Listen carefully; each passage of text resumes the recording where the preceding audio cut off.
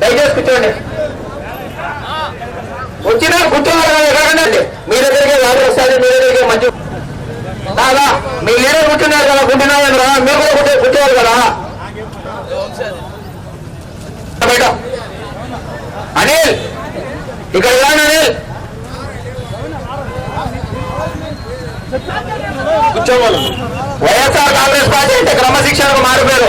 ఇప్పుడే ప్రొద్దుటూరు నుంచి ప్రొద్దుటూరు నగరాధ్యక్షులు గురునారెడ్డి కదా పళ్ళట్ల స్టైట్ వెళ్ళిపోన్నా అన్న, పళ్ళట్ల స్టైట్ వెళ్ళిపోన్నా. దయచేసి కూర్చోబెట్టండి, కూర్చోబెట్టండి. అందరూ సైడ్కి వచ్చి కూర్చోవాలి. ప్రతి ఒక్కరు అక్కడ నిలబడుకున్న వాళ్ళందరూ కూడా మీకు ఇక్కడ పనిలేదు మా, దయచేసి మీరు అడగండి. దయచేసి వాలంటీర్గా సందీప్ రా, సందీప్ జిల్లా ఉపాధ్యక్షుడు ప్రొద్దుటూరు నుంచి విచ్చేసిన సందీప్ గారు కూడా ఇక్కడ రావాల్సిందిగా కోరుతున్నాం. కూర్చోవాలా కూర్చో. వైఎస్ఆర్ కాంగ్రెస్ పార్టీ అంటే క్రమశిక్షణకు మారిపోయారు. దయచేసి రోడ్డుకి దయచేసి పవన్ కి మరియు సుధీర్కి చెప్తున్నా, నిలబడుకున్నారు అధ్యక్షుడు అంతా ఇక్కడ కూర్చోవాలి. రాయా అందరినీ అందరికి ఒకటి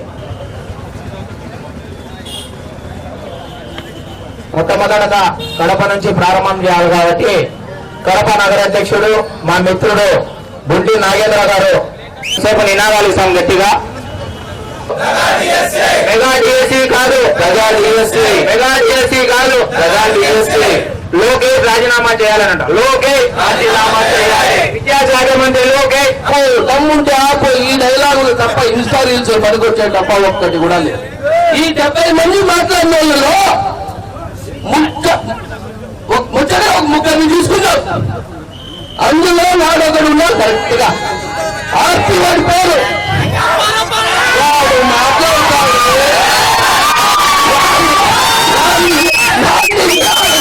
మాట్లాడిస్తాడంటే తెలుగుదేశం పార్టీకి మైండ్ ఉందా లేదా అని అడుగుతానా. వాడు ఎట్లంటే చిరుత సినిమా ఎవరైనా చూస్తారా? ఈరోజు కడప నగరంలో కడప జిల్లా యువజన విభాగం ఆధ్వర్యంలో పెద్ద ఎత్తున డిఎస్సి కాదు, ఇది మెగా డిఎస్సి కాదు దగా డిఎస్సి కార్యక్రమంపై పెద్ద ఎత్తున యువజన విభాగం, విద్యార్థి విభాగం, వాలంటరీ అలాగే డిఎస్సి అభ్యర్థులు కూడా పాల్గొనడం జరిగింది. నిజంగా ఈరోజు డిఎస్సి యొక్క నోటిఫికేషన్ ఇచ్చినప్పటి నుంచే అవినీతి జరిగింది. అప్పటి నుంచే అవినీతి స్టార్ట్ అయింది. ఏ విధంగా అంటే ఎక్కడైనా డిఎస్సి ప్రకటిస్తే కనీసం డిఎస్సికి 100 రోజులు టైం ఇస్తారు నోటిఫికేషన్ నుంచి అక్కడి వరకు. కానీ కేవలం 30 రోజుల్లోనే నోటిఫికేషన్ మరియు ఎగ్జామ్ ప్రక్రియ కూడా పూర్తి చేసిన ఘనత కూటమి ప్రభుత్వం ఎదుగుతుంది. దేనికి ఇంత తొందరగా మీరు ఎగ్జామ్ ప్రక్రియ పూర్తి చేశారు అనేది విచారిస్తే మాకు తెలిసింది ఏంటంటే తొందరగా ఎవరైతే ఎగ్జామ్ రాస్తారో వాళ్ళకి డబ్బులు ఇచ్చి ఆ పోస్ట్ కొనుక్కుంటారు. నిజంగా చదివిన వాళ్ళకి ఒక్కొక్క సబ్జెక్ట్కి ఎట్లా కాదన్నా 10 నుంచి 8 రోజులు టైం పడుతుంది. అలాంటి 14 సబ్జెక్టులకి 120 రోజులు టైం పడుతుంది.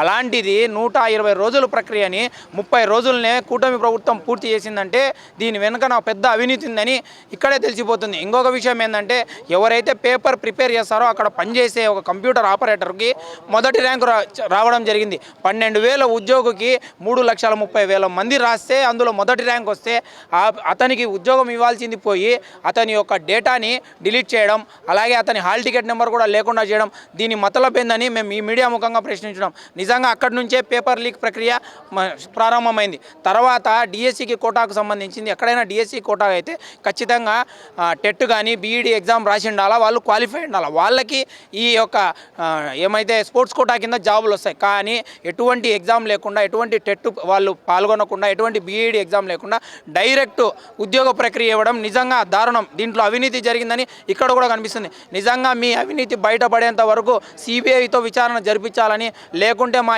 యువత పెద్ద ఎత్తున ధర్నాలు, నిరసనలు అలాగే ఆమరణ నిరాహార దీక్ష చేపట్టడానికి కూడా వెనకాడబోమని ఈ మీడియా ముఖంగా తెలియజేసుకున్నాం.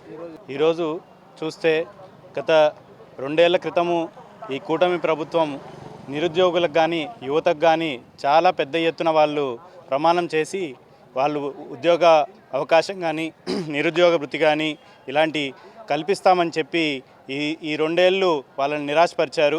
అలాగే ఈరోజు చూస్తే డిఎస్సి మీద సంతకం పెట్టినా కానీ డిఎస్సిలో జరిగిన కమిటీ సెలక్షన్లు కానీ అలాగే మెరిట్ లిస్ట్ కానీ అందులో అందులో వచ్చే లేవనెత్తిన ప్రశ్నలు కానీ, ఏదైతే ఇప్పుడు క్వశ్చన్ పేపర్ లీకేజ్ కానీ, అలాగే స్పోర్ట్స్ కోటా తరపున సెలెక్ట్ అయిన వాళ్ళు కానీ, అలాగే క్యాస్ట్ సర్టిఫికేట్ నుంచి సెలెక్ట్ అయిన వాళ్ళు కానీ అనేక అంశాల మీద చాలా ప్రశ్నలు నిలవెత్తాయి. వాటికి సమాధానంగా నారా లోకేష్ గారు కానీ, ఎందుకంటే ఆయన విద్యాశాఖ మంత్రిగా ఉండి ఆయన ఇదన్నీ చూశారు కాబట్టి ఆయన ఒక్క దగ్గర కూడా సమాధానం ఇచ్చిన ఎలాంటి లేదు. కాబట్టి మేము వైఎస్ఆర్సీపీ పార్టీ తరఫున ఒకటే డిమాండ్ చేస్తున్నాము, ఆయన ముందుకొచ్చి ఎంతైనా ఈ యువతకి ఆయన సమాధానం చెప్పాలని ఈ సభాముఖంగా తెలియజేస్తున్నాము. అలాగే ఈ ప్రణాళికని ఏదైతే ఈ డిఎస్సి ప్రణాళికను చేపట్టారో ఇందులో జరిగిన అవకతవకల గురించి సిబిఐ ఎంక్వైరీ జరిపి అందులో భాగంగా ఉన్న ప్రతి ఒక్కరిని నిలదీసి వాళ్ళని యువత ముందుకు తీసుకురావాలని మేము ఈ సభాముఖంగా తెలియజేస్తూ వైఎస్ఆర్సీపీ పార్టీ తరపున ప్రతి ఒక్క నిరుద్యోగికి మేము అండగా నిలుస్తామని ఈరోజు వ్యక్తం చేస్తున్నాము.